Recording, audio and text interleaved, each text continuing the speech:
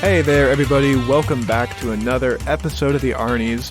Today we are doing a very special bonus conversation about the new Assassin's Creed Valhalla, and I've got my boy, Matt Johnson. Matt, how you doing? I'm doing good. This is a bonus I'm excited for. We don't get to talk about games too much, but now that's kind of the season we're in. You know, we got AC, we got the new consoles coming out, we got a new Spider-Man game, Cyberpunk might come out, or it'll get delayed again. Who the hell knows, but I'm glad we're starting off the gaming season with some Assassin's Creed talk, because I know you and I are both big fans of this series. Yeah, it has definitely been a slow year for gaming, it seems like. We had a couple big months over the summer, and then since then it's been dead, so I am glad that we are into the holidays and new games are coming out. Yeah, it was supposed to be, originally, obviously COVID changed things, but it was supposed to be like some of these bigger releases were going to be spread more throughout the year, like Cyberpunk was originally coming out in April, and then we got Last of Us delayed a little bit, Final Fantasy came out, and then some games just got delayed outright into, 2021 or the future. And then, usually we see with years when new consoles come out, kind of the launch lineup is usually a bit weaker. Halo, even they launched the new Xbox, but had to delay Halo. So they don't even have that. And who knows when that'll come out. So it's been a weird year for games for sure. And a large part to kind of how working conditions have to change. So, well, we'll take what we can get, I guess. Well, everybody, if you're just joining us for the first time, we are the Arnies. This is myself, my buddy Matt, and we do have a third co-host, Keith, who is normally on our main episodes. Like we said, though, today is just kind of a special bonus episode. Matt and I have been playing the new Assassin's Creed, and we just wanted to get together and share our thoughts about it.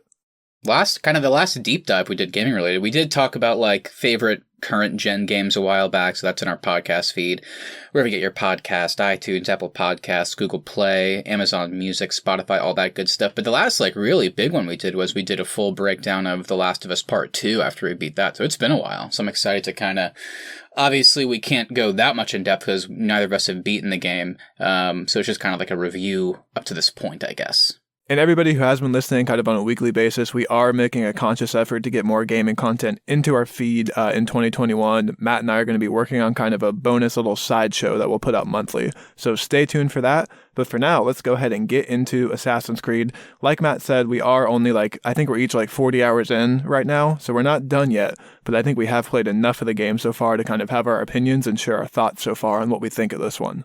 Absolutely. Let's go ahead and start with just our general thoughts on the Assassin's Creed series so far, and really more recently they have taken a turn into more of an open-world RPG-based games, with Origin, Odyssey, and now Valhalla. So Matt, why don't you tell me your thoughts on that and some of the recent additions before we get into Valhalla?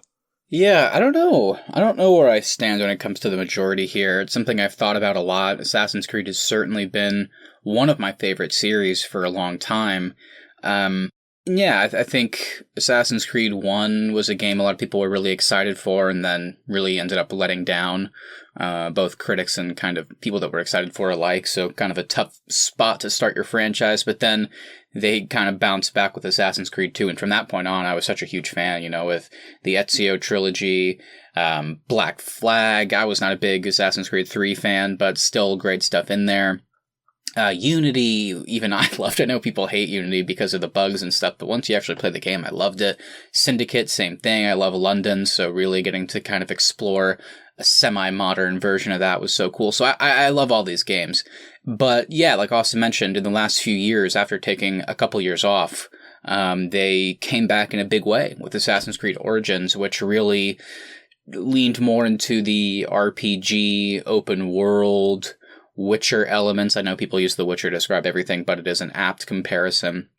And, since then they've done Odyssey and then take another couple years off to do Valhalla. And yeah, I'm curious to see what your thoughts are. I think ultimately, it's a fine change. I get it. I know games have kind of in recent years leaned more into these longer open world with a focus on exploration type experiences, especially for AAA games. So I get it, but I don't love it. I honestly wouldn't mind going back to how it used to be with the AC series, where it was kind of more focused on character and story and just really making use of the time period to the fullest. And I think what we have here with the last three games, both Valhalla, Origins, and Odyssey, is it's these huge open worlds, but I mean, and they're beautiful, but it's like they're so barren in a sense. I mean, there's so much they cram into the map, but it's really kind of few and far between in terms of like settlements and people and quests and stuff like that. So yeah, I honestly don't know. It's something I want to play more of Valhalla to see if that opinion changes, but as of right now, it's not a change I've been that big of a fan of, but I do like the actual RPG elements. Do I like the open worlds and the characters and the stories as much? No, but I do like kind of building up my own assassin in a sense. Yeah, I think that's the aspect I appreciate most of what they've currently done with the game is really building your own assassin. I know they've tried, especially with Odyssey and now Valhalla, I know they have tried to add in like some dialogue and some choices, and I think in Odyssey the choices really didn't have as big of an impact on the game as I would have liked, so I'm curious to see how the decisions I've been making in Valhalla really impact the ending and if there are actual consequences for my actions. So I think that's the thing I kind of hope they get more into with future games, is really making it feel like that it is your own choice and that you are building your own assassin. So I think for me, I kind of really like the twist that they've been taking, and I hope they do kind of continue down this path. I don't really know how like a self-contained action adventure like classic Assassin's Creed would work in today's gaming environment. Like kind of like you said, more and more companies are trying to make larger open world games that last longer. So I just don't really know how a self-contained game would work really in this world anymore. I do certainly appreciate the older games, and the Ezio trilogy will always be one of my favorite in gamings, but I'm just not sure if that would work today. I kind of appreciate the more content and being able to spend more time with a game.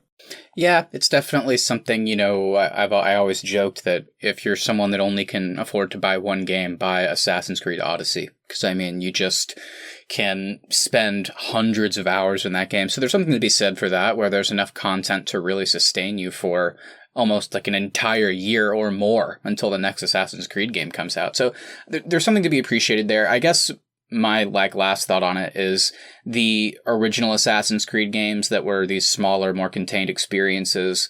To me, those were some of the best in terms of gaming when it came to story, character development over time, passage of time, combat, and stuff. Yeah, there were shitty things about them too. I'm not saying that, but I mean like the escort missions and stuff like that people make fun of all the time. But that being said, when it comes to these new games, while I think the old Assassin's Creed games were kind of a pinnacle of that game type, I don't think these games are. These are not the best open world RPG games. No, certainly not. And so, I think they have a chance to be in the future. Yeah, though. sure, absolutely. If they continue to evolve. When it comes to that, something that I think should be noted is I really don't think Valhalla is much of a advancement when it comes to Origins or Odyssey. I think that's something that should be said. It kind of feels the same, and maybe that's why I'm getting a bit burned out on this kind of modern take on the series, because like I spent so much time in Origins and I loved it, and I did like how they kind of put this smaller story inside this huge world. And whenever they announced it was Egypt, I was like, how the hell is that going to work? I mean, it's going to be so barren, right? And it was to an extent, but it still felt so great to explore, and it was beautiful. And then when I got to Odyssey and I started playing that, I was like, almost immediately, I was like, yeah, I spent so much time in Origins. It's only been a year, and I feel like I'm doing the exact same thing. It looks mostly the same. And I had to put down Odyssey for a long time before I had the urge to come back. And since playing Valhalla, I do feel a bit more reinvigorated since they took a year off, but I still am in the back of my head, I still do feel that way, where it's like, I kind of just feel like I did all this stuff with Origins and Odyssey, and now this is the third time you're making me do it. Like, I don't love it. I enjoy playing it, but it's not like this amazing, memorable experience for me so far. Yeah, I can see where you're coming from with that. I just think, for me, I think like we talked about in the other episode, Odyssey was one of my favorite games of the last console generation. Now with the new consoles coming out, I just felt like that story was so much fun. Ancient Greece is just the time period I think is so interesting. Yeah. So being able to really live and explore that world was really a treat for me. And then Origins too, being set in Egypt was a setting I'd never really been to in a game before. So I thought that was awesome as well. And I really enjoyed exploring that world. And we'll get into it, but that's kind of how I feel about Valhalla too. It is really a unique time frame. I know Viking stuff has been done in recent games, especially like God of War, but playing as like an actual Norse Viking trying to build a settlement, I think is a really interesting aspect of this one, and something I've really been enjoying. Yeah, I agree with you there. I think the setting is really interesting. While it does feel a bit hollow exploring the world, it's like it just feels like you're constantly going through a swamp, a forest, a swamp, a forest. It's kind of just the same shit. But whenever you kind of pull back and look at it as a whole, it is really cool that we have like this huge budget, accessible video game that takes place in a version of England none of us can even really fathom aside from some movies. And obviously Assassin's Creed, the devs and people behind it really do take care to try and give us some sort of historical accuracy when it comes to the world itself. So it is cool kind of going around and seeing how things could have looked, and then going to London, which like I was talking about with Austin a little bit about, it's really cool going to this little small version of London and going to like the Thames River and seeing where we explored in the world of the game over 1,000 years later in something like Syndicate, and seeing how the world has changed inside the world of Assassin's Creed, and also knowing how that it is in real life. It's really cool, like being in a version of London from over 1,000 years ago. So there is an excitement to exploring this world set in the past, which is something that, like you mentioned, Origins and Odyssey have certainly focused on more than the other games. It's like, I mean, we've gone back to, BC, like far into it, and to explore the origins of the Assassins and Templars and the other games, and now we're in the year like 800 around there. So yeah, we're seeing stuff that we did not see when it came to the Italian Renaissance or the Crusades or something like that. Yeah, so we are going to throw up a spoiler warning here in a second, but before we get into our actual roundtable discussion, let me just ask you one really quick non-spoiler question.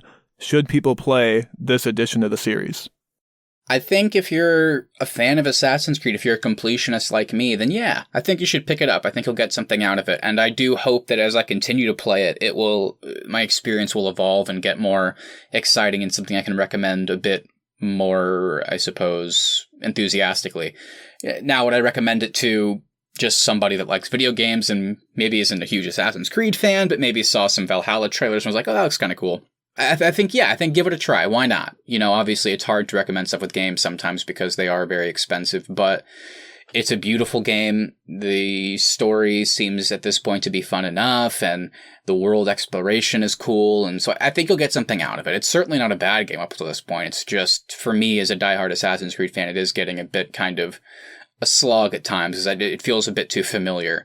But I think, if you're not a fan, or you are a big fan, you still will get something out of it, because I am overall enjoying the experience. Yeah, I think I'm also going to give an enthusiastic yes to that question as well. I think especially if you are a fan that maybe skipped Origins and Odyssey, because those didn't intrigue you, I think you definitely should pick this one up. They do make an effort to incorporate older elements of the Assassin's Creed franchise into this one. That's true. And that's something we're going to talk about more in detail. And I also think if you're a newcomer to the franchise, pick this one up as well, because you are going to be really entertained. I think of this like modern trilogy, Origins, Odyssey, and Valhalla. Honestly, right now, I think Valhalla might really be my favorite. I'm really, really having a good time with this story, and I just can't wait to get back to playing it. Yeah, that's a good point. If you're somebody that is new to the series, but particularly if you're someone that has taken a break because Assassin's Creed became a yearly franchise and maybe got burned out a while back, I think you should definitely pick this up in that case. Because for me, like I just said, I think the reason I'm feeling a bit kind of bogged down at times with this game is because I played so much of Origins and Odyssey. But if you didn't play them at all, then I think this would be a great time to come back into the Assassin's Creed series. Okay, well, let's throw up a spoiler warning now. We are going to kind of talk no holds barred about what we've played so far. So if you care about spoilers, turn us off now, play the game, and then come back and listen to what we think and let us know if you agree or not. Shoot us a message on Instagram at the Arnies. Let us know your thoughts on Assassin's Creed as well.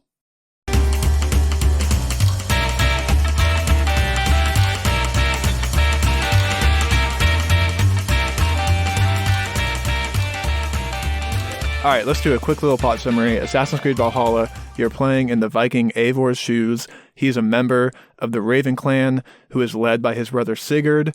You, Sigurd, and your clan basically leave Norway because it's coming under rule of one king, and you want a chance to make your own mark on the world. So you leave Norway and go to England, and the whole point, at least from what we've seen so far, the whole point of the main story is to work on settling this colony in England. So you're tasked with kind of building alliances throughout the world, overseeing kings, installing new kings, and really working to build your clan from just a small little village into a thriving city within London. Yeah, and then also the Brotherhood plays kind of a role in the background of this one. There really is an effort to incorporate more of the actual Assassin's Creed mythology into this one.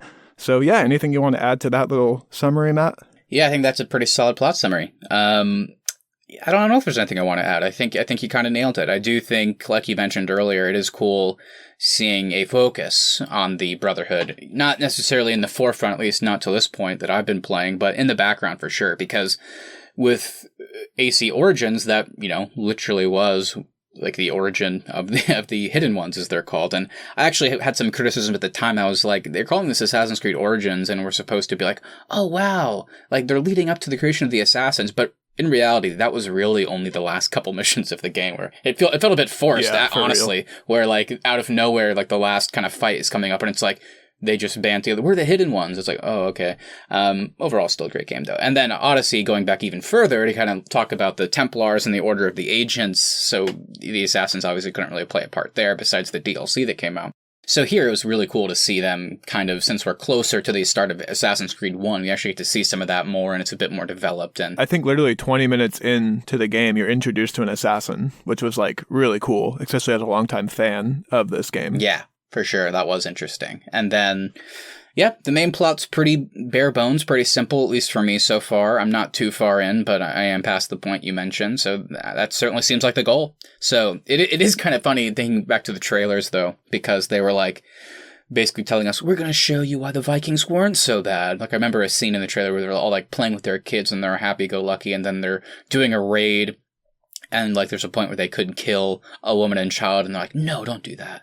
But then in this game, it's just like we're just raiding and taking over London, and I almost feel bad at times. I'm like, I get why we came here, because we don't want to be under the rule of this Norwegian king, but at the same time, it's like, we are taking this land. Like, we kind of deserve what's coming to us. I love it, though. Dude, I think the raids are so much fun. Like, every time I start one, I'm like, yeah, give me my torch. Let me burn that hut to the ground. Yeah, no, they are fun mechanics, the raids, so... Okay, so as we mentioned, we are both about 40 hours in. However, you and I tend to play games a little bit differently. So why don't you tell me where you are at in the story? Because I have a feeling I may be a little further along in the main story, and then I'll let you know where I'm at before we get into our discussion. Yeah, I think based on an earlier conversation, I think you might be a lot further in the game. But I obviously I got through all the stuff in Norway, which is kind of a prologue, I guess an extended prologue you could say, and you can travel to Norway, you can travel back. But I left for England and then got the camp set up, and kind of the initial idea is let's go form some alliances with some of the neighboring clans and Vikings that we think are here, so we have some allies. So the first two they give you is Leicestershire and Grantabridgeshire. So basically one of them involves teaming up with Sigurd to go find some other Norse potential... The Sons of Ragnar. Yeah, I remembered it right as you said it. Yeah, the Sons of Ragnar. And you're trying to displace a bad king, get one of your own in there. That's kind of that storyline. And then the Grantabridge one is you're trying to meet up with another ally... Soma. And there could be a traitor in the midst, and you're also trying at the same time to take down another member of the opposition that, of course, is revealed to somehow be involved with the Order of the Ancients, aka the Templars as well. So I just finished both of those. So I'm done with those two initial... Oh, wow. Yeah. I'm done with those two initial kind of ally recruitment, or whatever you want to call it. But I have done one other big kind of lengthy storyline. I'll wait to see if you bring it up, just because it wouldn't really be a great segue for me right now. So yeah, so based on what I just said, how much farther have you gone? Okay, so like I said, you and I play games differently. I feel like you get really sucked into just kind of exploring at your own pace and kind of doing collectibles, whereas I, tend to dive in. I'm more of like a checklist person, so I dive into storylines, like main storylines, like as soon as I can to get stuff checked off my map. So I have pledged every territory under power level 130. So I think I have 6 pledges right now, 6 alliances. Okay. And I just finished up pledging London, and then I also did another separate storyline, which I think is separate than the one that you're referring to. I don't think so. And then I have just started the pledging that starts with the town that starts with an S, and Chaelbert is involved in that one as well. Okay, yeah, I see what you're saying. So for context, you've basically pledged 6, I've pledged 2, but I mean, I would be shocked if the storyline you're referring to is different than me. So you're referring to Asgard, aren't you? I am referring to Asgard. I have done the Asgard storyline. So I have done Asgard, but then there is an additional separate map storyline. I'm a high enough power level, I just haven't gotten to it, but yeah, that's the Jotunheim quest line as well. So that's kind of this. No, it's Vinland. Oh, I haven't done that. Yeah, that's not a spoiler, but there is another area called Vinland, which you'll go to eventually. Okay. And what I mean by not a spoiler, it's not a spoiler for you. No. Like it won't take away from your experience from the game. So I'm certainly behind. Yeah, whenever I get into games like this, and honestly, this probably might lead to the very reason that I'm kind of burnt out a bit, because I just kind of feel a compulsion with Assassin's Creed. Maybe it's a little bit of, I don't know what, like a need to kind of collect everything and see everything. So once I get into it, I jump into, in this case, the territories themselves. I want to go through and try and do some of the side quests. I want to see what some of the collectibles might look like and how that might enhance the experience and what collecting them can actually get me in the world of the game. So yeah, that's kind of what I like to do. That's certainly why it's taken me a lot of time. But the side quests have been interesting and fun, so that's been filling up most of the time because some of those are a bit longer. And also in this one, like they do a really good job at making exploration fun. Like, for me, with these type of games, like, I tend to get through the main storyline really fast, like really any open world game I play, and then I go back and do all the side stuff. But with this game, I don't know what they did, but they really captured a sense of exploration, and I've found myself really getting caught up in side stuff and just wandering the map in between main missions, which is not something that usually happens to me in these type of open world games. Yeah. I honestly probably should change it up and do a bit more of the story, just because once I kind of clean up a territory, I go and try and do some of the story stuff, but then, you know, that whole quest line just kind of takes me to a lot of the locations I've already been.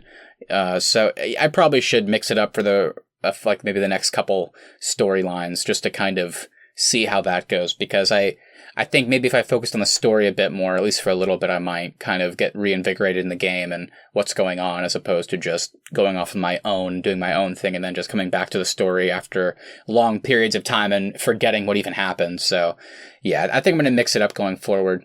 Also, something to mention, just because it's a brand new game and this is something that is important to talk about, certainly when it comes to whether or not you want to put money into a game or if you want to wait.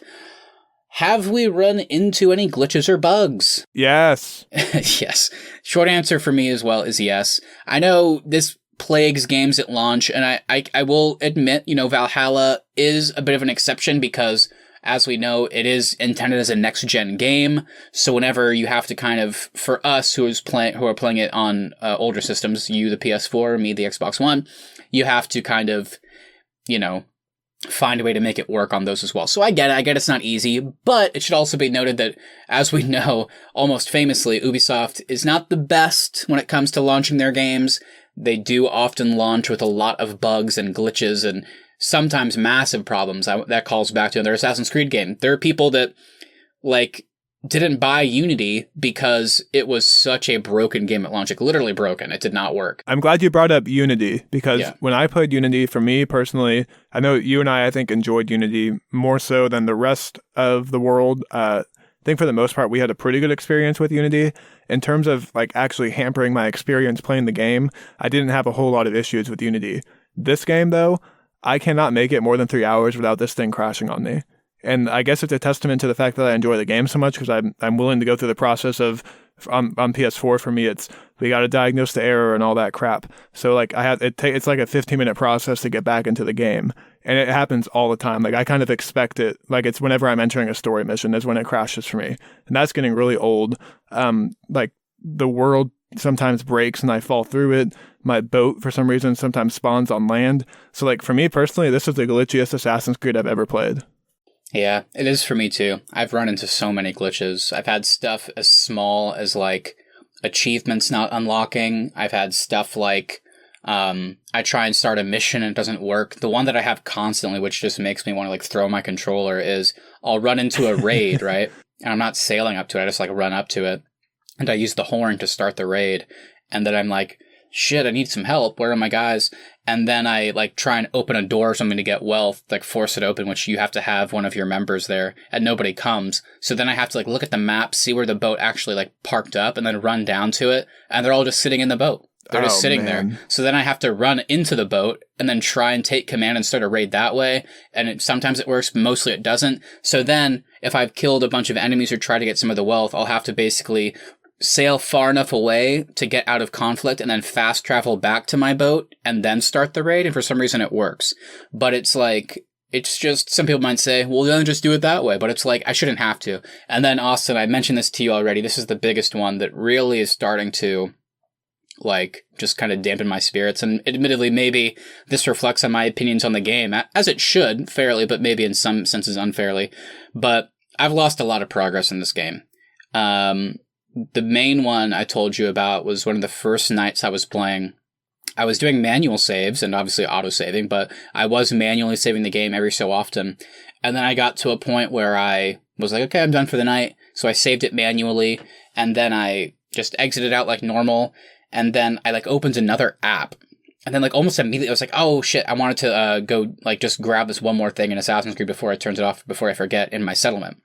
So I turned it back on, and the game, I hit continue, I'm not paying attention, the game starts loading, and I notice that Eivor in the loading screen, like, is wearing different stuff. I was like, oh, what's that? I don't remember that. And like the shield, I haven't had that shield in a long time, that's weird. And then the game loads up, and I'm still wearing it. I'm like, what? What's happening? Let me go in my inventory and switch up my stuff. And I don't have it. And then I look at where I'm at in the story. Brutal. I think I would have cried. I had to do the entire Leicester arc all over again. I just completely skipped all the cutscenes. I muted it and just skipped every conversation and just ran through it.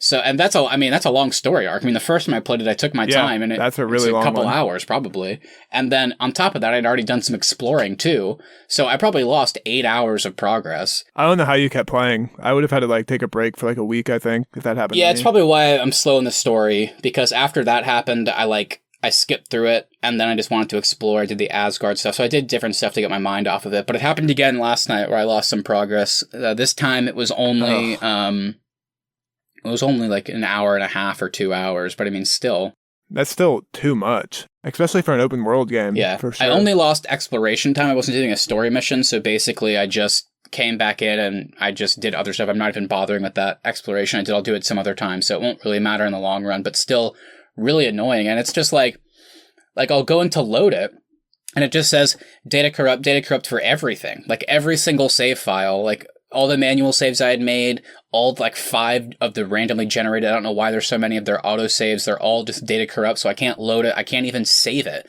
Like last night there was a time where I couldn't even save my game, because every time I saved it, even manually, it would just save and immediately say data corrupt. So then I couldn't load it, and I was like, if I leave this app and load it back in, I'm going to lose progress. So I just left it on. I haven't manual saved once. Maybe just do it just like next time you play, just to be careful.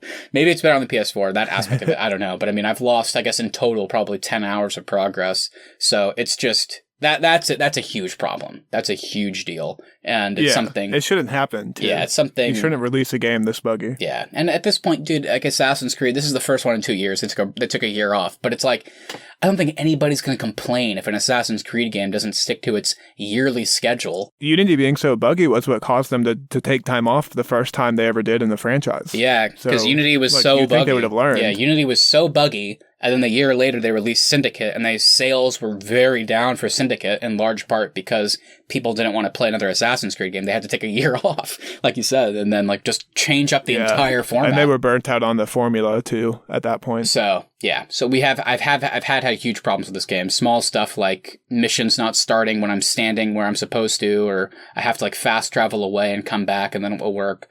Lots of stuff like that, but the big ones are the saves for sure. So it sounds like, this Ubisoft launch is not necessarily any better than others. I keep waiting to see like a patch come through. Me too. And I haven't seen one yet, which is shocking. I know, right? Shocking that it hasn't come through. I keep checking my update. It's in every review I've seen online mentions the issues. Every time I go on Twitter, issues with AC Valhalla is trending.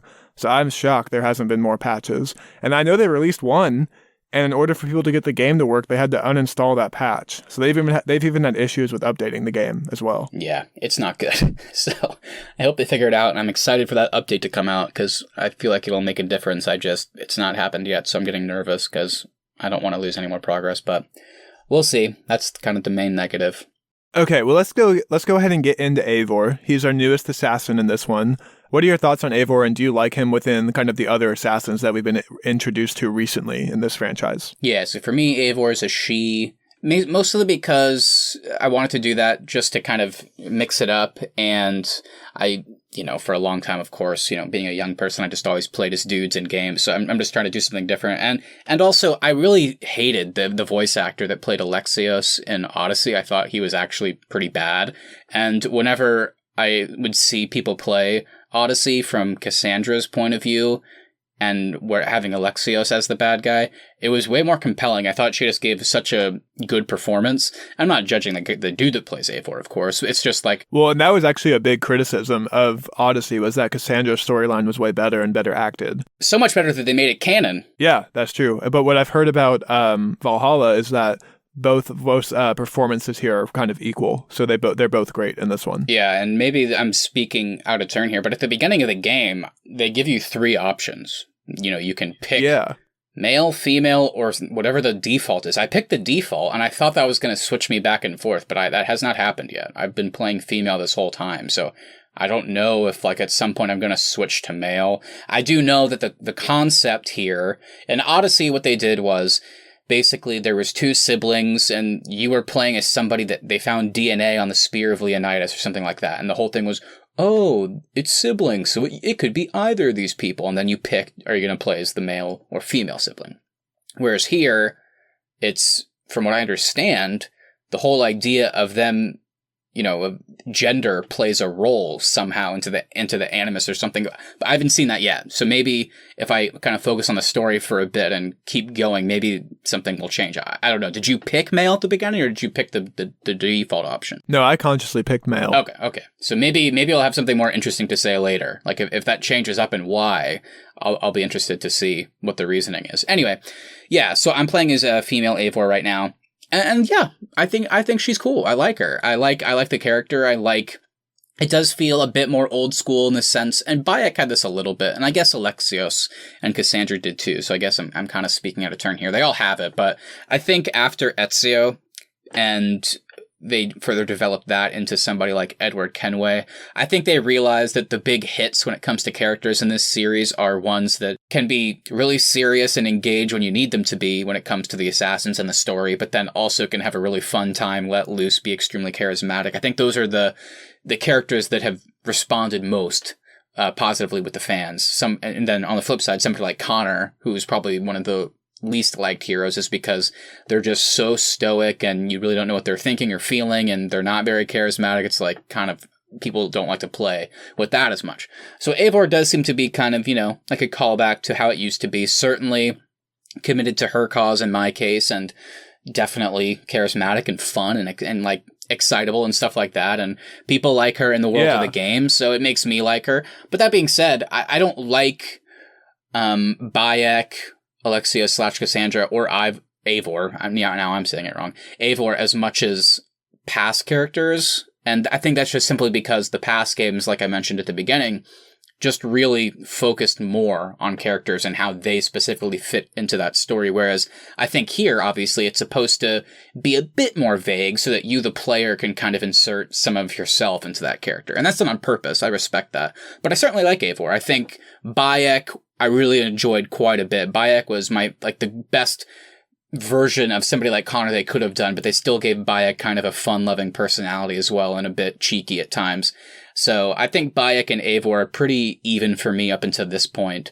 So yeah, so that's high praise for me. I like them. I don't love it as much as the past, but still I'm enjoying playing as this character. Well, I'm really glad you mentioned Edward Kenway, because for me, Eivor is my personal favorite since Edward. And so just so the audience knows, for me, that means Ezio is my favorite, followed by Edward Kenway, and then Eivor. I think Eivor's really fun to play as in this world. And there was an option to make him just kind of like a brooding, bulky, like meathead in this game, and I'm really glad they didn't go this way. Like, at times he's a poet, at times he can be romantic, at times he can be really funny, and then there are times where he can be really kind of dark and brooding like Connor is. Yeah. So I kind of like all the range that is involved with Eivor. And I've been having a really fun time playing as him, and I kind of like that you can tell he's having fun in combat as well, because like I'm having fun with the combat in this game. So just the fact that like you get a sense that the person you're playing as is having fun as well, I think that makes it more of an enjoyable experience for me too. Yeah, it's a good way to put it. I think when your character is engaged in the world that they're in, obviously if I'm going to play as that character in that world,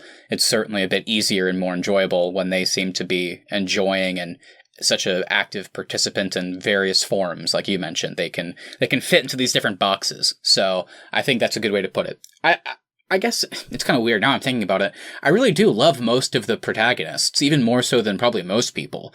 Like, I mean, what about the Fry twins from Syndicate or Arno from Unity? I really enjoyed some of those characters that nobody talks about. I forgot all about Arno. Yeah, I know. I just remembered it just now what we were thinking. But I think all these characters have really positive attributes and elements. So yeah, and there's not any one that I like can't stand. I know for a lot of people Connor is like the least favorite, but I think I enjoyed 3 more than most people did, and so like Connor still holds a fond place in my memory as well. Yeah, I mean Altair for me is easily the worst. I mean he fucking sucked. But then the cool thing was they brought him back in Revelations and actually made him extremely compelling in those flashbacks, and I was like, wow, that was pretty cool that they got a chance to change that up.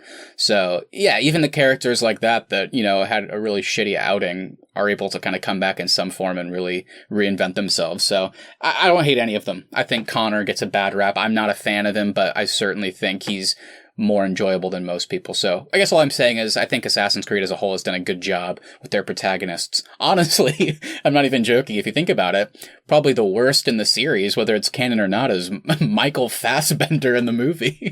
Like, that was bad. Well, we'll have to see. We'll have to see who the protagonist is in that Netflix show. Maybe they'll be worse than Michael Fassbender. I think it'll be Desmond. We'll see. I feel like they're going to try and go with the games, but who the hell knows? But anyway, this is just a roundabout long answer. I like A4 quite a bit so far.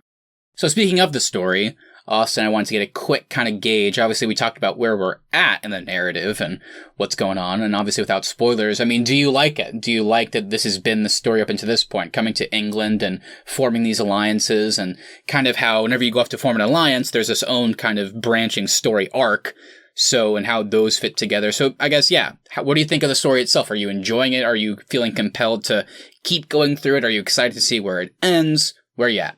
I kind of was a little caught off guard that the bulk of the story is the alliances. Yeah. Especially when you first come to England, like they set up, hey, there's these 2 alliances you should go look into. And so I thought we were going to do the 2 alliances, and then there was going to be kind of a different direction the story was going to go. However, now that I've kind of realized that this is the main point of the game, and that the settlement really is the heart of the game, I'm still really enjoying the story. I think there was a way for the different alliances to feel very samey, because it really is kind of the same premise for each region. You go to each region, you meet with people, and then you work to form an alliance. But every story so far within each region is very different, and you do very different tasks, I think, in each one. So far, it still feels new every time I go to form an alliance, and I'm excited to see what's going to happen in that region. The only thing I will say is I think the setting of Norway was way more visually pleasing to be in than England has been so far. Like, England really is just a swampy region. Yeah. So I do kind of wish more of the game was set in Norway, just because like the tall mountains there made the climbing in this one like really fun. Mm-hmm. And England is still fine. It's really interesting. There is really cool stuff to do there, but I think in terms of just like being fun to look at, Norway was a more enjoyable setting for this portion of the game. However, Vinland is a very beautiful place as well. So that was kind of a nice little break from England for me. And Asgard's really pretty too. Yeah. So there are definitely ways to get away from England, but the bulk of the game is still in the swampy parts of England. Yeah, Asgard was gorgeous. So I'm really excited to continue that storyline. I have like the kind of the plants that you need to start it. I just am waiting to get through the story a bit more. But Asgard was like, it kind of blew me away in terms of just how it looked and how they differentiated themselves from obviously another popular version of Asgard with the MCU. And wow, yeah, that was just a huge highlight. And like, I agree with you, Norway. I didn't expect to go to Asgard either, so that was awesome. I didn't either. Obviously, Odin plays a role in the story, even for me, even though I'm not that far in, but I didn't actually expect that we would go there, so that was... Do you wish you were playing as Odin, though, when you're in Asgard? I know you're playing as like a vision of Eivor who thinks he's Odin, but do you wish like you were physically like it looked like Odin instead of your main character? I guess I'll reserve judgment on that until I get through the Jotunheim quest, which I know is the second part of that, because they mentioned it. I guess I'm just a bit confused, because we come out of it, and Eivor describes the experiences she just kind of lived through Odin and Asgard, but we, the player, did not. So I was just kind of like... yeah. So, because I was going to say, if whenever it kind of zoomed in on the character, I was like, oh, is this Odin? And I don't care that it wasn't. Obviously that's not a huge deal or a deal breaker. I just thought it was weird that we play as this character Javi there, who seems to be... I think Javi even says that he's the king in place of Odin while Odin's gone. Well, I looked it up, and Javi is a Norse term of affection for Odin. So it's still Ovin. It's just like a nickname. What? Okay, okay. So maybe it's well, that's weird then, because so maybe it's a younger Odin, but then he refers to Loki as and Thor as his brothers. So maybe it's just a different version. I don't know. I wonder. That's what I'm saying. I want to reserve judgment because I have to imagine the end of the next storyline will at least give us something. But I was a bit confused. Regardless, I think that Asgard's gorgeous, and like you said, Norway. Yeah. We got off track with Asgard, but tell me what you think about the narrative. Yeah, I think it's. I don't love it. I think I was pretty engaged throughout the prologue. Like whenever Sigurd comes home, we understand our place in that little mini kingdom, if you want to call it that.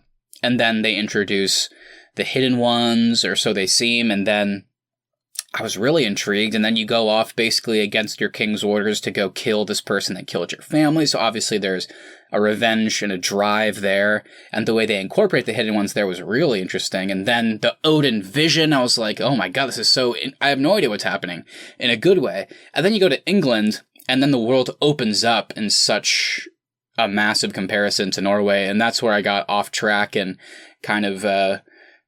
collecting stuff and doing side quests, but the stuff I've done with the story so far it's been fine. I think it's good. I really liked the Sons of Ragnar storyline. That one was pretty cool, and like displacing a king was something I never thought I would do in a game like this, but it was really interesting, and I really liked the political ramifications in that aspect of the story, which I can't say for most.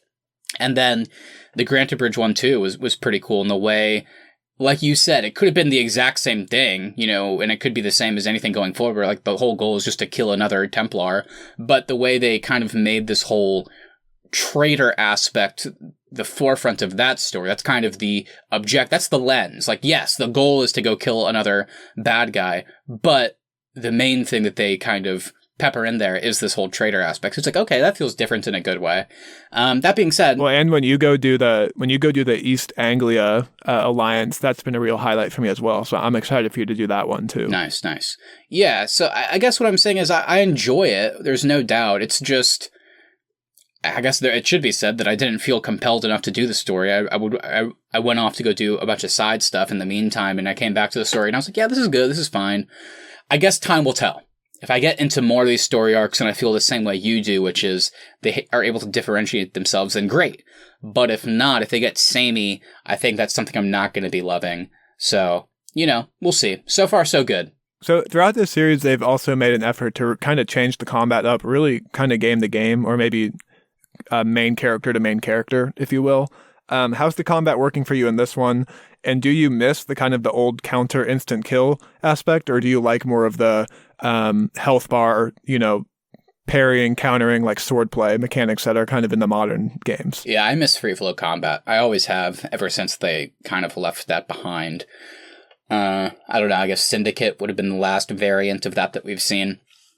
I miss it. I think it's kind of what I described earlier. I think those old Assassin's Creed games were the pinnacle of those types of games, whereas these are not the best open world third-person RPGs. And I think one of the main examples is the combat. It's pretty weak for me, and it is shocking that it hasn't really evolved at all since Origins. It just feels like the same really floaty combat where it's weirdly hard to dodge and roll at times, and then it's like, I feel like the distance and getting towards enemies can be tricky and hard to gauge at times, and it's just not that satisfying for me. Just hitting RB and right trigger, over and over again until somebody dies. It doesn't feel as exciting as kind of like getting a nice counter in and then moving to somebody else, getting an insta-kill and then doing some counters and dodging and then, taking out a bunch of guys that way. But it's not bad. I think it's fine. I just don't love it as much as the previous iteration. And it should also be noted here that you and I talked about this a little bit. I'm really not enjoying the weapon variety so far. I know that it was a big thing in this game where you can equip different things in each of your hands. So that's cool, the way they do that. And I've experimented that a little bit. But overall, I haven't really found anything that I've really liked besides the default axe. And I basically just took the axe and did some storyline stuff and did some side quests and collectibles and got a bunch of wealth. And then just upgraded that all the way. So it's really good and really strong now. And then I just use a decent shield and a bow, and I don't really feel like experimenting the same way I did in Origins and Odyssey with all the variants in their weapons. Whereas here, they do have some of it, but I don't really, at least so far, I'm not that compelled to try out just standard swords and maces and stuff like that. Like, I'm not enjoying using those as much. Yeah, I will say, in terms of just the combat really quick, there are aspects of the old games I miss. I do really miss how, like, timing a counter correctly resulted in a really cool kill animation and an instant kill. Mm-hmm. However, I don't miss just kind of standing still and taking turns tapping Y over and over until I was done with like 5 people. Like I don't really miss that. So I like that the combat here challenges me and forces me to, use different techniques and try to parry and dodge.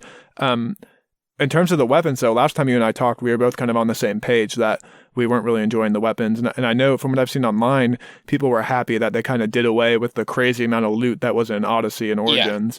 Yeah. I kind of missed that. I thought it made the combat more exciting because I was excited to loot people afterwards and see what weapons I could find. Mm-hmm. However, since you and I talked last, I did find a combo that I've had a lot of fun with. Mm-hmm. And it is, I have a single-handed hammer in one hand, and then I have a two-handed axe in my other hand, and that has been a blast to play as because the axe I have lights people on fire.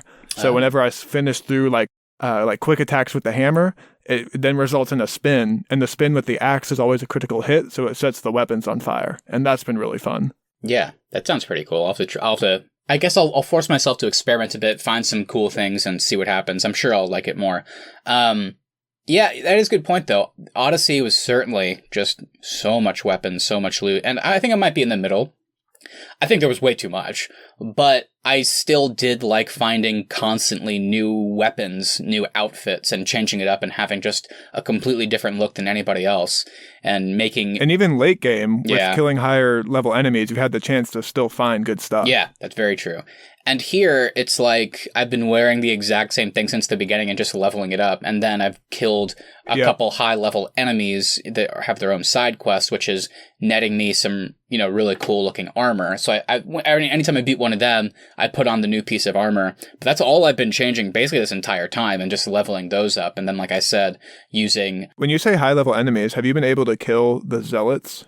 Like the outer edge of the cult menu? Because I haven't been able to kill a single one. They're so frustrating for me to fight. I'm level 172, so I've killed a couple of them. Yeah, you're higher than me. Yeah. Even though you're less in the story. I'm level 153. Yeah, I've just done so many side quests.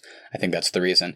But yeah, I've killed a bunch of the members of the Order, and I've killed only probably 2 or 3 zealots who are on the outside, like you mentioned. Most of them seem to be in the 200s when it comes to level, so I haven't been messing with them. Yeah. What I was referring to was the, in like East Anglia, you have the Daughters of Lyrian, which are those, have you run into those yet? The ones where you like come up into this open arena, and it's like, what's going on? Then you investigate this body that's been like hung in a sense, and then you turn around and there's this... Yeah, crazy enemy behind you. It's a boss fight. So a couple of them, I've been high enough level. What are you referring to as a side mission then? Does it go in your quest log? Because maybe I'm missing side missions. No, yeah. So the side missions... I know there's world encounters. Are the mysteries. That's what I'm referring to. Those are what I'm saying side missions are the world events / mysteries. Some of them are longer than others. Okay. Yeah, I've done a few of those. I guess I just missed some of the ones that you're referring to. Yeah, some of them are more interesting than others, obviously. Some of them are just quick conversations, so there's lots of variance there. But, yeah, doing those has, I guess, helped with my leveling and stuff like that and kind of just understanding the world. So a couple of those are fights. And the thing that has been giving me really good armor, I don't want to say what it's called because I think... It's pretty cool to find out on your own, but if you beat those fights, you just get really good armor is what I'm referring to.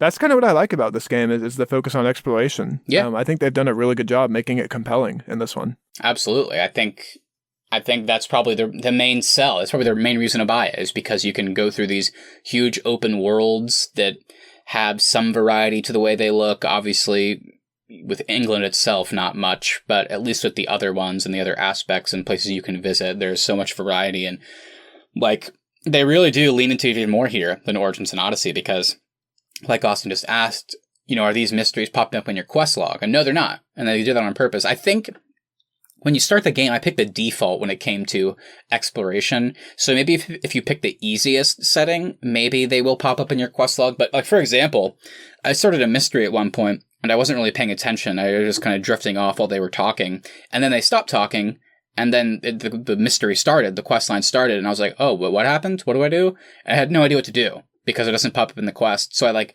left and came back and talked to them again and listened to what they said. And I was like, oh, okay. So I'll pick up this thing and then walk with you to this place and understand your story and all that stuff. And obviously there's more that are interesting. But the point is, you have to kind of figure it out on your own what to actually do. In some cases, it's not very obvious and you have to kind of, I suppose, either pay attention to what they're saying or just really be ready for what they're doing, because some of them are a bit crazy. I've done quite a few of the world events that you're referring to, but all the ones that I've done have resulted in a new animal, either in my camp or on my ship. Have you had any of those? Yeah, I have had some of those. Those have been kind of fun. I have a wolf that's an ability, but I also see him in camp. I have a fox that runs around camp and like chirps at me. Mm-hmm. Then I have a cat on my boat that sits under my seat. Yeah, I think I have all those so far. It's just so funny to think like that you're this heavily armored Viking who has this like flock of animals following you around. Yeah, it's kind of cute. I love it though. Yeah, me too. But I think that's something to be said. I think the idea of exploration and giving you, the player, more agency when it comes to just these random events you can stumble across is pretty interesting and something I'm definitely not used to. I'm used to just like walking over, starting the side mission, and then it gives me like a little marker of where to go. And it's like, okay, I'll go there. But here it's like you have to figure it out for yourself based on context clues and stuff they say in the conversation. Like, for example, one I stumbled across was these two dudes that were just arguing outside of the house. And one of them just said, I can't believe you forgot the torch.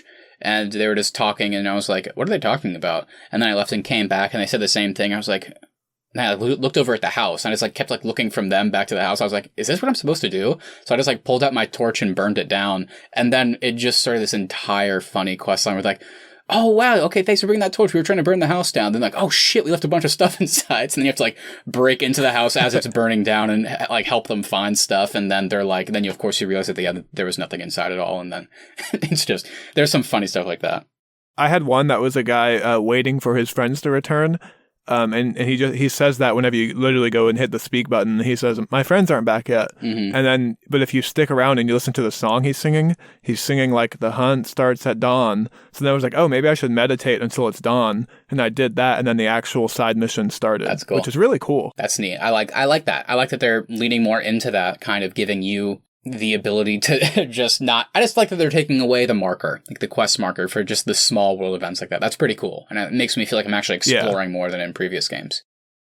So in addition to really having a focus on exploration, it also seems like they're really making an effort to bring on kind of earlier elements of this franchise that we kind of touched on this earlier, but I'll just kind of run through some of these. The Hidden Blade is back. You know, putting your cloak up and blending in crowds or sitting on benches is also back. The Brotherhood has a larger presence here. Even like the settlement upgrades from Assassin's Creed 3 are in this one. And then there's also, kind of like there was in Assassin's Creed 2 and Brotherhood, there's also multiple maps in this one as well. So what do you think about them kind of making an effort to bring in these earlier elements of the franchise? Do you think it's working here, or do you think they kind of need to pick what they want to be for future games? It's definitely working for me, and I think it's a combination of nostalgia, and that's the era of Assassin's Creed stories that I'm most interested in. And it makes sense, because like AC1 starts in the Crusades in like the 1100s, this one's mid to late 800s, so at this point it is like, okay, we're kind of leaning back into the old stuff, because that's like the time period we're getting close to, so it makes sense, and it's also just fun to see some similar stuff. So yeah, like you mentioned, it was nice seeing the Hidden Blade back and actually using it for a purpose, as opposed to Origins, where it was just kind of almost an accident and still understanding how it works. So here it's back, but still in kind of a fun, different way, where, you know, wearing it on the front of the hand again instead of the underhand to cut off your finger. I love that line where he's like, I'm not cutting off my finger like you dumbasses did. Yeah, exactly. So I like seeing that. And then you're right. Yeah, I definitely noticed pretty quick, oh, I see like some of the similar benches, and I can blend in with monks and stuff by putting my hood up. So I like that. The settlement upgrades are huge for me. That was one of my favorite parts of like AC2, Brotherhood. And AC3, like you mentioned, is just really building up your settlement. And whenever you build up certain aspects, it'll give you like discounts, and sometimes it'll like give you like buffs, like, you know, better damage when in certain aspects, and it'll give you missions. And have you done a feast yet? I haven't, but I can. I have the ability to. I just haven't done it yet. You should do it. Okay. It's cool too, because like the more stuff you upgrade, like if you add a brewery or like a bakery, then throughout the animation of the feast, you see that stuff start appearing on the table. So like every time you do a feast after more upgrades, they're longer and they're more involved, which is really cool. Oh, nice. Okay, I definitely have to do that. And then they also give you like expanded health for like a certain amount of time. Like it'll be like, because of this feast, you have additional health for like 2 days. So it's worth it too for the story. Okay, very cool.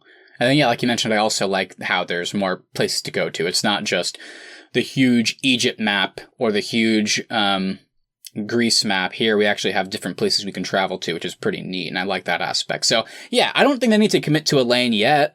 I think right now it makes sense that there's some familiar elements creeping back in because of where we're at in the timeline and such. Yeah, I was really happy to see a lot of this return as well. Especially when it comes to stealth, I really didn't realize how much I missed the Hidden Blade until I had it in this one, because it's been absent for a few games now. I will say though, I don't ever feel a need to be stealthy in this game. Especially with how fun the raiding is and how you can like blow your horn to call your boys to come help you fight. So I think they do need to do a better job of figuring out, like, do we want portions of this map to really require you to be stealthy, or do we want this to be an all-out action RPG? Because whenever things go wrong when I am trying to be stealthy, which happens like quite a bit, it's really hard to be stealthy in this one, I feel like, then I just always break out into like all-out combat. Like, I don't feel a need to like start the mission over or anything like that. Like, there's no consequences for not using stealth in this one. Yeah, that's a great point. I think stealth has kind of gone out the window these last few games, which is a shame based on where it started and the fact that they do try and put an emphasis on it, and it's just not good, in my opinion. It's just kind of a bad stealth game now. The quick time stealth animation for higher level bosses is a cool mechanic, though. It is. Because it is like a risk-reward type deal. Yeah, I like those as well. Yeah, that is certainly something I miss. Going back to I'm trying to think of like one of the better ones when it came to stealth. Maybe even 3, maybe. Unity was a good one when it came to stealth. Like, it actually felt like you could go through these huge garrisons and just take out everybody completely silently and just look at what you did and like, nice. Whereas here, yeah, it's possible. Like, I know I certainly have had moments in these last 3 bigger open world games where I've like taken out entire like fortresses or something, like for the most part with stealth, and that it's fun. It just, I think the best way to put it is like you said, it's just, it doesn't feel like that's how I'm supposed to do it anymore. The way some of these places are set up and structured with like the various levels and where guards are placed, it feels like I'm supposed to get through some of them stealthy, and then I'm supposed to maybe like finish off the rest of them. And then sometimes, like, I don't know about you, but like in old games, maybe it wasn't realistic, but if you ran away and were out of sight of people, you could hide like in grass or a haystack and they would go away. Whereas multiple times in this one, like I'm like trying to escape conflict, I'm out of sight and I hide somewhere, and then you'll just see them run like a mile up to me and then just stand outside of the grass and just attack me. I'm like, okay, I guess why is this even in here? Like, why are you putting in these like stealthy areas if it doesn't work? I've literally ran like 2 villages over and still had a fucking wolf on my heels in this one. Yeah. Like, they do not break line of sight at all. Yeah, kind of annoying. So yeah, I that's one thing I will concede on. I think it would be nice to see them somehow find a way to get a bit more stealth back in there, just because it's really fun in Assassin's Creed when it works, and it doesn't feel like they want it to here. So in terms of stealthiness, this kind of does tie into our next point. What are your hopes and dreams for the future of this franchise? Is there like a specific time frame that you're hopeful we'll get to? I know Vikings had been requested for a while. I think obviously the really popular one too is Samurai. However, we have gotten that recently in another game with Ghost of Tsushima. Yeah, I think Samurai has certainly been what they've been asking for the most. They did do what was it? They did do some really fun actually AC like 2D like side-scrolling one, which were actually pretty fun. So, but I get what people are saying. They want like a huge ability to explore like open world, feudal Japan or whatever. I get that. I honestly, like you said though, after Ghost of Tsushima, I don't know if they will, because one of the things I always compared it to my thoughts on Spider-Man PS4, which it's a game I enjoyed, but I was like, I feel like Arkham did it better in pretty much all aspects. So I like Spider-Man, but it's just not as refined for me. Whereas Ghost of Tsushima just didn't feel quite as refined or as interesting as like some of the past Assassin's Creeds. Great swordplay though. Yeah, that was the best. The combat was just brilliant, and I love the story, and the acting was fantastic, but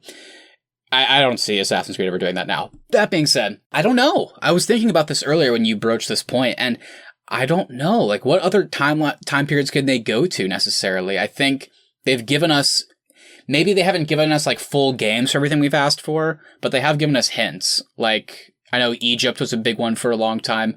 World War II is one they've said that they're never going to do, but they even that one. That's what I was going to say. I would be so interested. I don't know how it would work, but I would be so interested to see their take on how assassins could have played a role in World War II. Like the Assassin and Templar within the grander schemes of World War II, I think would be so cool. Yeah, they gave us a hint of it. I have no clue how it would work mechanically, but I think it's a really cool idea. Yeah, I don't think they were going to do it. They gave us a hint of it in Syndicate. In Assassin's Creed Syndicate, there was a Animus anomaly that was cool. where you could go run up to it on the edge of the Thames and like enter it, and then you were all of a sudden playing as Jacob Fry's granddaughter, and you had like started a mission with Winston Churchill, and then it like literally it's just this quick mission that is like, oh, this is how assassins could have actually functioned in this setting. So that was cool. But I don't know. I feel like they have, if we go back like years, I feel like they've crossed off most of the big ones that people have been asking for. And now they're kind of in this weird little moment in time, because with Assassin's Creed 1, obviously there was some exceptions to the rule, but for the most part, it started with Assassin's Creed 1, and then it moved forward chronologically game to game. Assassin's Creed 4 was a different one because like you went from playing as Connor to playing as Connor's granddad. Assassin's Creed Rogue was one of those that like kind of went back in time a little bit. But basically, they kept moving forward in time up to Unity and Syndicate, where we're in like the late 1800s, and maybe with one of the Syndicate DLCs with like the Jack the Ripper, maybe that was early 1900s. I don't know. My point is, we got pretty damn close to modern day, and then with Origins and Odyssey, they went back way back to do kind of obviously the titular origins of both the Hidden Ones, the Assassins, and the Templars with Odyssey.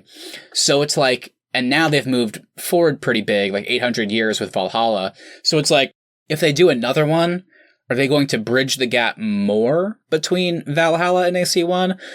Will they try and go back and do something between Origins and Valhalla? Or will they just do something, maybe they'll just kind of forget about time and like not worry about that and just like, hey, you know, this takes place like 500 years later.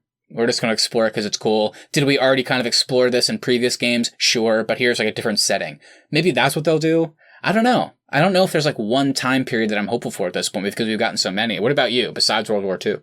I know this was kind of done at like way back in AC1, but I wouldn't mind a full-fledged Crusades game. I think that would be really interesting, especially it would kind of be like their chance to kind of redo AC1, if that makes sense. I guess the assassin in that time frame would have to be Altair, though, so I'm not sure if they would ever broach that time frame, but I think a full-on Crusades type game could be really interesting as well. You know, now that I'm thinking about it, though, it's like World War II is something, like we said, they hinted at with Syndicate. They probably couldn't do a full game. I don't know how that would work. But what could be a bit cooler, because there could be ways to have similar landscapes to how they look almost in these last games, a bit more barren, but still it's not as advanced as World War II and stuff like that. Maybe World War I could work a bit better, only because... Hell yeah, we can run into Wonder Woman. I was going to say, I mean, stuff like Wonder Woman 1917 and just media in general seems to be a bit more interested in World War I these days. Obviously, there's been such a fascination and influence on the media that World War II has had, whereas, you know, the Great War, World War I, as they called it back then, you know, hasn't really had that as much until recently. So maybe they could do that, you know, just to give people that want World War II, maybe the conceit is that they do World War I. I don't know. You know, it also, now that I'm thinking about it, would be a great setting for Assassins and Templars would be the Cold War as well. Yep. I don't know how that would be open world. That's the thing. That's the thing. Because I completely agree. I think that could honestly, doing it in these big wars, even the Civil War, for God's sakes, I mean, giving us like an open world United States and just doing the conflict between the North and the South and maybe how Assassins and Templars fit into that. Something like that could work amazingly well. And in fact, I think probably better than most of the series in terms of different ideologies and having literally two sides in this war and how that works. And that's the most interesting aspect of a World War II, World War I setting to me would be like an open world World War II or World War I game. Like I don't think that's ever been done before. So I think that could be really interesting to see like how like maybe while exploring the world you come across battles and then you like kind of get sucked into them. Like I think that could just be so interesting. I mean, if they were able to pull it off, I think it would be huge. It would be a big deal. It would be really something we have not seen, like you said. It's just a matter of how can they take what they've done with the last 3 games and modernize it, because you have to have, depending on where you set it, you have to have like bigger cities, which means more detail. I mean, think about it from a development standpoint. I'm not saying it's easy, but it's a lot easier to make something like Valhalla where you don't really have to kind of design or make too many cities. Most of it is just sprawling landscape, as opposed to something like in the early 1900s. Like you have to put more time and maybe more detail than they want to, because it'll invite some criticism. I don't know. I think it would be really interesting. I know I would like to play it like you. It's just a matter of, is that even possible for them? So do you think we're ever going to get back to having our main character be a full-fledged assassin member, like an Ezio, like an Altair, or do you think we're always going to continue with kind of these one-off characters who happen to intertwine with the Brotherhood, but haven't really been like kind of born in and accepted this creed yet? They just kind of use the assassin mechanics as it benefits their own stories. Yeah, I'm tired of how they've been doing it, and that's not even a problem with the recent games. That's something they've been doing for a long time. I mean, in fact, have they ever not done that? I mean, I guess Assassin's Creed 1, honestly, Altair was already a full-fledged assassin. In AC2, Ezio wasn't, and then in the Ezio trilogy, obviously, in the later games he already is. But 3, 4, Unity, Syndicate, Syndicate actually no. But my point is most of these games, and I get it, because it's just like a tried and true story, is like, we'll have it be about whenever they encountered the assassins and accepted that creed. I'm tired of it. I would like something different. It would be cool to see somebody, even if the story's about them kind of meeting the assassins, it would be nice for once to not have that be at the end of the game. I'd love to see them accept it early on and then actually be a part of that creed. Just give us something different. I'd also like to go back to a time when the Assassin's Brotherhood was at its full height as well, and also actually had a lot of members. I'm kind of sick of these, we're just establishing a borough, or in the case of this one, they're abandoned boroughs. I kind of want to get back to having an actual order, actual people to report to, people that are involved in this struggle besides just yourself. Which is honestly kind of one of my favorite parts of this game, is that there are actually 2 Assassins members here that you would interact with on a regular basis. So that's been really cool to see, but I hope we get more of that in the future. I guess the problem is I'm literally running through it in my head now, because it's the 1100s ostensibly is whenever they're at their peak, and then Ezio in the 1500s kind of repopularized it, and then the Assassins are at their peak once again. So then moving forward from that point, it's yeah, what story do you tell and where in the world do you put it? From the 1600s to modern day. And then once you get towards the 1900s, you're really pushing on do you want to put all this detail in here? I don't know. And also the problem is now it's if they do World War I or II, it's they're probably just going to end up reusing assets from something like Syndicate. So it's I know they want to challenge. I don't know though. Yeah, it's tough to say where can we put a story where they're at their peak that we haven't seen yet in some form. So I'm sure that's also a challenge for them. All right. Well, it sounds like the both of us, we've been playing this series forever. I don't think you and I are ever going to stop playing this franchise. So I think we're still excited for the future. I'm excited to see what they do with the rest of this franchise. And I hope they find a way to really blend kind of the older elements of the games that worked along with these new versions of the game and really make a complete Assassin's Creed story in the future. Yeah, I'm there with you. There's obviously problems. There has been with this series for a long time, and I think it should be noted to people out there listening, whether you're a fan or not. It doesn't seem like they're really fixing a lot of these issues, especially when it comes to glitches and bugs. But that being said, man, I'm so bought into this series. It means so much to me that I can't not continue still so with it. Fun. Yeah, exactly. It's still great in my opinion. So I'm never going to stop. And who knows if they're going to stop? I don't know. But at this point, like we mentioned, I have no idea where they're going to go because it feels like they're kind of caught up to AC1. So at this point, it feels like they have even more freedom. It's like, you know what? We don't need to stick to moving forward chronologically. Let's just tell the story we want. And maybe that will lead to some cool games in the future, whether they're huge open world or maybe smaller, more contained stories where they can focus on a more interesting time period. I'm excited. I'm always excited whenever I hear rumors and then see trailers for the new Assassin's Creed game. It's always just so exciting, and I can't wait for more. I love this Viking stuff, too. I'm so happy we got a lot of it with God of War. I'm happy we're getting it here. After I finish this game, it's making me want to go watch that Viking show from the History Channel. Yeah. That's on Netflix, so I think I'm going to do that. So just give me all the Viking content. I'm loving it. I agree. I'm right there with you. And then I can't wait for the Netflix show, too, like you mentioned. Like, gosh, there's so much good Assassin's Creed stuff. I think there's they're doing like an anime show in like the vein of Castlevania on Netflix, and then they're also doing the live action. So I'm glad that people seem to enjoy the series. Netflix. Yeah, me too. Can't be worse than that Michael Fassbender movie, so we'll have to see what we get from that show. Netflix weirdly seems to know what they're doing when it comes to that kind of thing. I mean, Castlevania is the best video game adaptation. I'm not even a big Castlevania fan, but I love that show. So I trust that for their next big original video game follow-up, they're going to get the right people in the right seats. I think Ubisoft is involved to a degree, so it's like at least they're going to let the creators have a say. Whoa. But Ubisoft was involved in that movie. I was just going to say, the second I said it, I was like, oh, fuck. That's such a bad movie, man. They literally just remade Assassin's Creed 1. I hope the Animus is some weird robotic Palpatine arm. Oh, that is kind of what it looked like. Yeah, that movie, we had high hopes. We saw that one. We had to get drunk after. In theaters. We were pretty sad. Oh, yeah, we saw it in theaters. We were one of the two people that saw it. Well, 3, we dragged Keith along, even though he could never get past the first recruiting your own Brotherhood assassin in AC Brotherhood. Yeah, Austin and I have recommended a lot of video games to Keith over the years. You're probably not going to see him show up on many of our video game related content because he could not get past the prologue for Arkham Origins, and he could not get past the recruiting your Brotherhood member in Assassin's Creed Brotherhood. He kept accidentally knocking them off cliffs and then just gave up. And the only reason we've gotten him to play PUBG and Warzone is because they were both free. Anyway, he's a good guy. That is why when we launch our side gaming show, it's probably just going to be the duo, Austin Terry and Matt Johnson. I want Keith on some of them. I think it would be funny just to have him ask questions. But we'll see what happens, man. This is exciting stuff. We will have Keith back, though, of course, because this weekend we have another episode of The Mandalorian coming out. So episode 4, we'll review that. Yes. And Austin, what other episodes of the main show do we have coming up for the rest of the year? Yeah, everyone, thank you so much for listening. If you enjoyed this episode, please make sure you hit that subscribe button so you never miss any of our upcoming content.